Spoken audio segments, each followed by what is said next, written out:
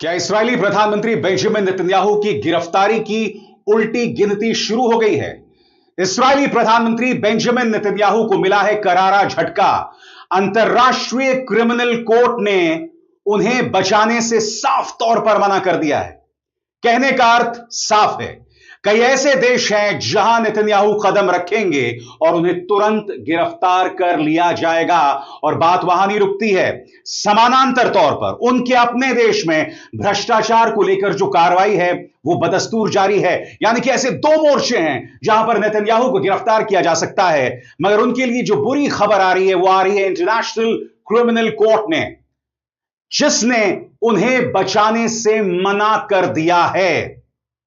और अगर आप समझना चाहते हैं कि नेतन्याहू की गिरफ्तारी क्यों हो सकती है, उसके लिए आपको इस खबर पर निगाह डालनी पड़ेगी। वैसे तो आप जानते हैं दोस्तों, अब तक गजा के अंदर इस्राएली सेना करीब 60,000 लोगों को मार चुका है और यह महज ऑफिशियल आंकड़ा है। आपकी स्क्रीन पर इस खबर को देखिए दोस्तों, और यह अपने आप में इतनी खौफनाक खबर है। जो लोग मदद लेने जा रहे हैं, जिनमें औरतें, बच्चे, बुजुर्ग हैं, उन्हें इस्राएली सेना मार रही है। ताजा खबर क्या कहती है आपकी स्क्रीन पर? इजरायली फोर्सेस किल 9। अपने आप में इतनी खौफनाक खबर है। जो लोग मदद लेने जा रहे हैं, जिनमें औरतें, बच्चे, बुजुर्ग हैं, उन्हें इस्राएली सेना मार रही है। ताजा खबर क्या कहती है आपकी स्क्रीन पर? Israeli forces kill 9। A woman here has just collapsed outside the gates of Al-Shifa Medical Complex. She fell from sheer hunger, and people are now trying to help her. This is what I was describing just moments ago. People are literally fainting in the streets of Gaza. From hunger, they are dropping to the ground, and the wounded have no treatment available. It's the same for all citizens here in the Gaza Strip. People falling one after another just because they couldn't find a single meal or a loaf of bread or even a sip of water. It's a slow death for the people. They're dying every hour of the day. The whole world is silent. No one is moving a finger to help us. This is what is happening inside the Gaza Strip. People are dying in every way, in every manner, and no one is stepping in to save us. Everyone is trapped in a circle of death. तो जैसे मैंने कहा दोस्तों, ऐसे में Netanyahu की गिरफ्तारी की उल्टी गिनती शुरू हो गई है और यह दो मोर्चों पर हो सकती है। पहला, भ्रष्टाचार को लेकर जो कार्रवाई चल रही है, यही वजह है कि नेतन्याहू जब तक कोर्ट खुद यह वारंट कैंसिल नहीं करता, नेतन्याहू को 120 से ज्यादा देशों की यात्रा से बचना पड़ेगा। अब आपके जहन में सवाल होगा दोस्तों, वो 120 देश कौन से हैं? चुनिंदा देश कौन से हैं? इस पर निगाह डालनी चाहिए दोस्तों। जो आपकी स्क्रीन पर आ रहा है, ये देश हैं यूरोप के ज्यादातर देश। इसके अलावा Canada, Australia, New Zealand, Brazil, Japan, दक्षिण अफ्रीका, लैटिन अमेरिका, सब सहारा अफ्रीका, ये वो तमाम देश हैं जहां उन्हें गिरफ्तार किया जा सकता है। इसके अलावा हमें यह नहीं भूलना चाहिए कि यूनाइटेड स्टेट्स ऑफ अमेरिका यानी कि अमेरिका ने इस पर दस्तखत नहीं किए हैं, लिहाजा आप जानते हैं वो वहां जा सकते हैं और उन्हें गिरफ्तार नहीं किया जा सकता है। मगर याद कीजिएगा, न्यूयॉर्क में मेयर की दौड़ में शामिल ज़ोहरान ममदानी ने क्या कहा है?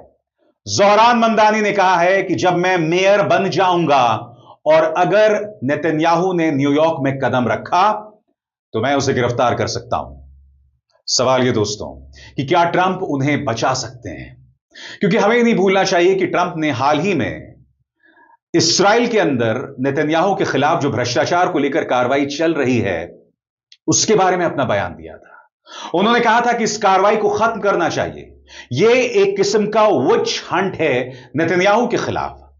तो स्वाभाविक सी बात है, ट्रंप पूरी कोशिश करने वाले हैं उनकी मदद करने की। मगर आप जानते हैं इंटरनेशनल क्रिमिनल कोर्ट के लॉज बहुत पेचीदा हैं, लिहाजा यहां पर नेतन्याहू का बचना नामुमकिन है। और आगे बढ़ने से पहले एक पद पर बैठे नेताओं को भी जवाबदेह ठहराया जा सकता है। नंबर 2, नेतन्याहू की ट्रैवल फ्रीडम खत्म। अब वो बिना सोचे आईसीसी देशों में नहीं जा सकते।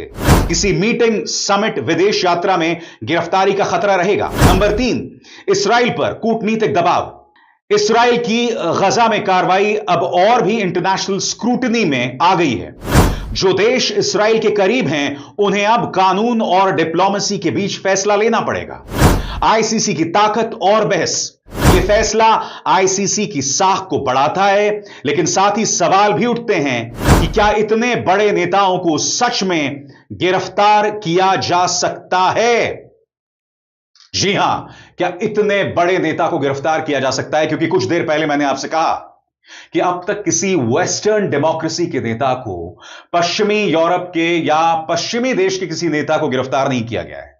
हालांकि इस्राएल को पश्चिमी देश कहना भौगोलिक तौर पर सही नहीं होगा, मगर आप जानते हैं कि इस्राएल की गिनती वेस्टर्न। क्या नेतन्याहू ने सीरिया पर इसलिए हमला किया क्योंकि उन्हें ईरान का डर है कि कहीं ईरान पैर ना पसार ले? एक आशंका यह जरूर है, मगर हम इस बात को नजरअंदाज नहीं कर सकते कि सीरिया के शहर स्वेदा में वहां की जो माइनॉरिटीज हैं, ड्रूज, उन पर इस्लामिस्ट ताकतें अत्याचार कर रही हैं। ढेरों ऐसे वीडियोस सामने आ रहे हैं और ये इतने खतरनाक वीडियोस हैं जो मैं आपको दिखा नहीं सकता हूं, मगर मैं आपको एक वीडियो दिखाना चाहता हूं। ये स्वेदा शहर की 2 तस्वीरें हैं। पहली तस्वीर में आप देख सकते हैं कि जो आईएसआईएस से जुड़े आतंकवादी हैं या जो इस्लामिस्ट ताकतों से जुड़े मिलिशिया हैं, वो ड्रूज समुदाय के कुछ लोगों को छत तक ले जाते हैं। यह छत पर उनकी तस्वीर है। और दूसरी तस्वीर देखिए दोस्तों, उन पर दबाव डाला जाता है और वो लोग छत से नीचे कूद जाते हैं। न जाने कितनी ऐसी तस्वीरें स्वेदा के अंदर, सीरिया